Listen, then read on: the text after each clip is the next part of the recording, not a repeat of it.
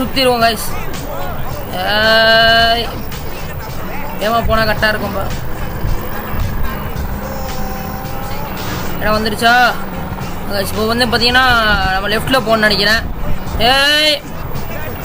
என்ன கைஸ் வண்டி பறக்குது, வரமாட்டேங்குது மாட்டிக்கிச்சுன்னு நினைக்கிறேன். இதில் வந்துருச்சு கைஸ். இப்போ வந்து நேராக போவோம் பாருங்க.